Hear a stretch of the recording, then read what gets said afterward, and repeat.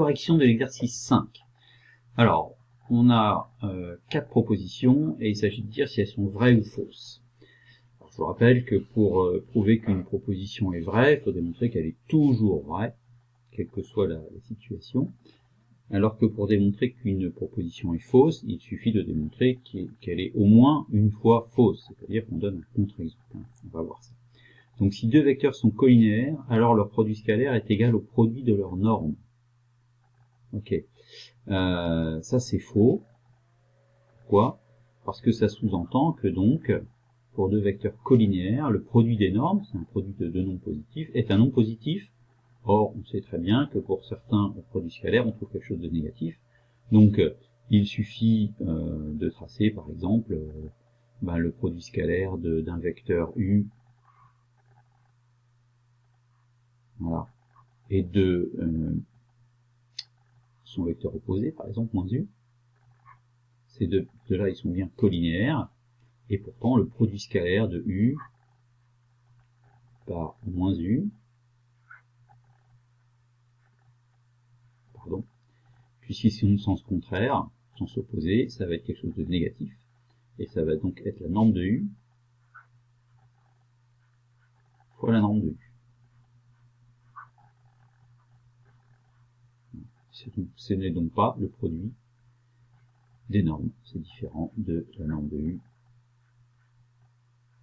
fois la norme de U. Donc voilà un contre-exemple. Deuxième proposition. Si U scalaire V égale 0,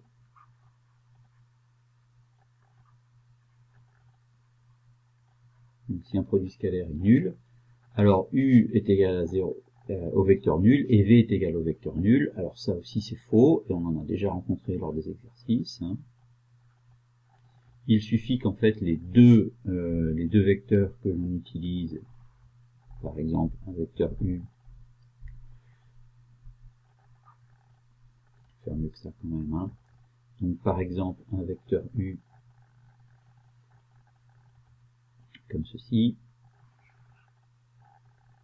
voilà, et un vecteur V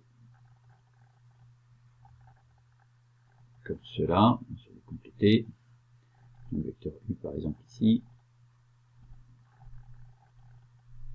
et vecteur V comme cela,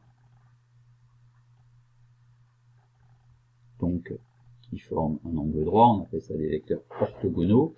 Et bien le projeté de V sur U donne donc vecteur nul, et donc le produit scalaire sera égal à 0. Voilà. Et pour autant, les deux vecteurs, aucun des deux n'est nul. Okay. 3. On se place dans un rectangle ABCD, et dans un rectangle ABCD, on a toujours AB scalaire DB. Alors, AB scalaire DB, je vais faire apparaître les vecteurs, donc AB ici, scalaire DB, qui est là. Voilà. Donc, le vecteur DB. Donc AB scalaire DB égale AB scalaire AC. Je fais apparaître AC également. Voilà.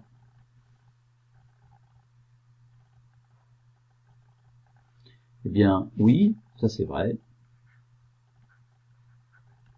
Effectivement, pourquoi? Parce que AB scalaire DB, c'est en fait égal à AB scalaire AB, puisque je peux projeter le vecteur DB sur le vecteur AB, et donc le point D se projette en A. Donc DB scalaire, AB scalaire DB, c'est en fait AB scalaire AB. On mettra AB carré. Et d'autre part, AB scalaire AC, et bien de nouveau, en projetant le vecteur AC sur AB, on va obtenir que le point C est projeté B Donc ça revient à AB scalaire AB.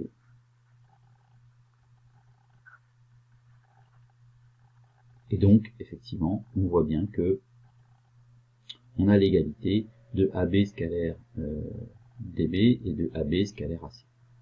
Voilà. Proposition 4.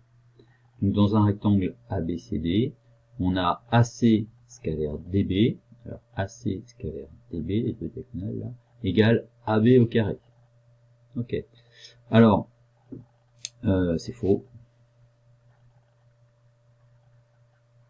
Un peu plus subtil. Je peux par exemple prendre un rectangle particulier.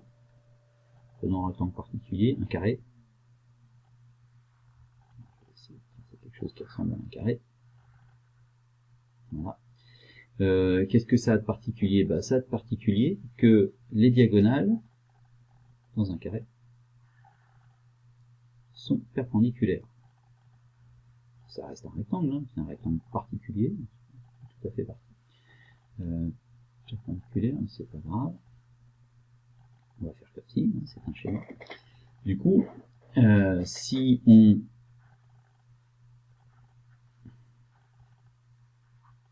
si on calcule AC scalaire DB,